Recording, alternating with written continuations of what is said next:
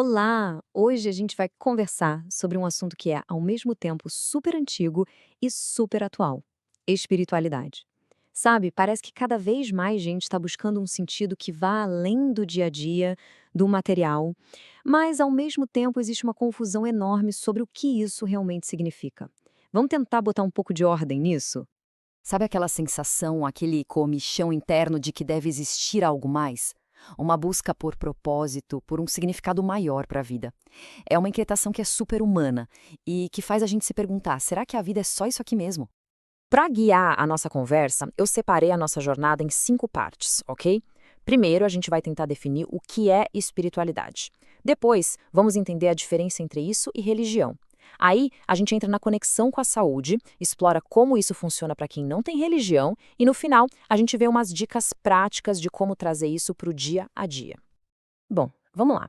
Começando pelo começo. Antes de qualquer coisa, a gente precisa alinhar os ponteiros, né?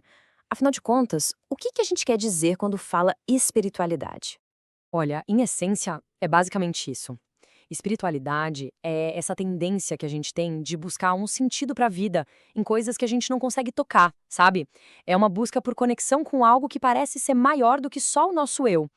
E o legal é que essa busca é muito pessoal, não tem um script pronto. E essa busca, ela está crescendo muito fora das caixinhas tradicionais. Para você ter uma ideia, uma pesquisa nos Estados Unidos mostrou que 20% dos adultos, ou seja, um em cada cinco, já se identifica como espiritual, mas não religioso. Isso é muita gente. Mostra uma mudança cultural bem grande, onde essa busca por sentido está cada vez mais independente. E isso já puxa o nosso próximo ponto, que é onde a maior parte da confusão acontece. Afinal, religião e espiritualidade são a mesma coisa? Muita gente usa como se fosse, mas, na verdade, são caminhos que podem ser bem diferentes. Então, qual é a grande diferença? Pensa assim, ó, a religião costuma ser como um mapa bem detalhado, sabe? Com rotas, regras, dogmas, tudo definido por uma instituição. Já a espiritualidade é mais como uma bússola interna. É a sua busca pessoal por um norte, pela sua verdade, que pode ou não usar um desses mapas já existentes.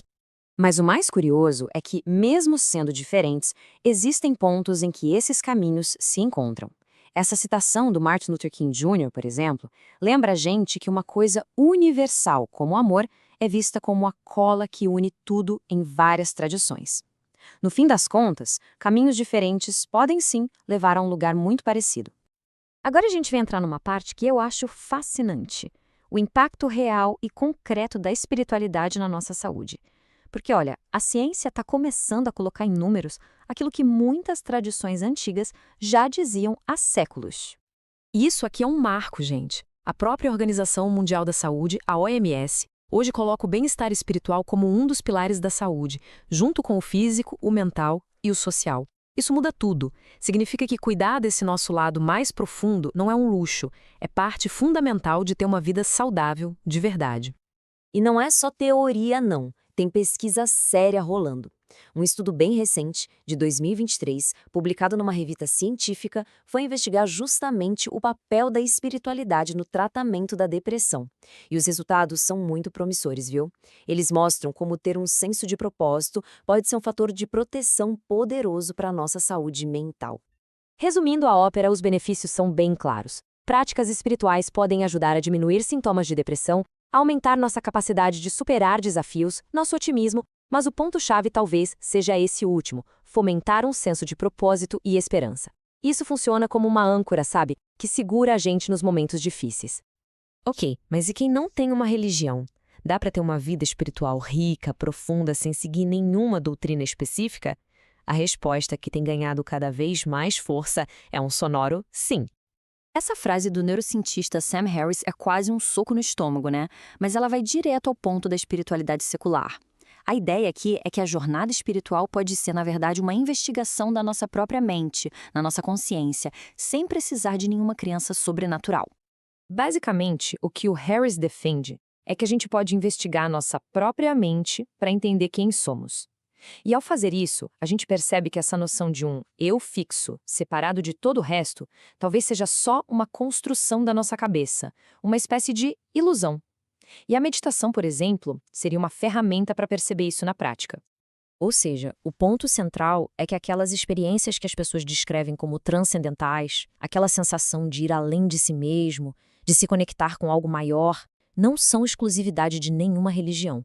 Elas estão acessíveis a qualquer pessoa que se dispõe a explorar a própria mente de forma contemplativa, racional. Certo, chegamos na parte prática. Muito bonito tudo isso, mas e aí? Como é que a gente cultiva essa dimensão no meio da correria do dia a dia? Bom, existem vários caminhos, bem mais simples do que parecem. A gente pode pensar em 5 práticas. Tem aquelas voltadas para dentro, como o perdão, perdoar os outros e a si mesmo, e a meditação ou a oração, que é para acalmar a mente. Tem as práticas voltadas para fora, como a gratidão, que é treinar o olhar para ver o que é de bom, e a caridade, que é se conectar com o outro. E, por fim, se conectar com a natureza, que sempre lembra a gente de que fazemos parte de um todo muito maior. E com isso, a gente encerra a nossa exploração. O que a gente viu é que a espiritualidade, seja dentro de uma religião ou fora dela, é, no fundo, uma jornada muito pessoal em busca de significado. Então, a pergunta final não é se existe um caminho, mas por onde cada um decide começar a sua própria jornada.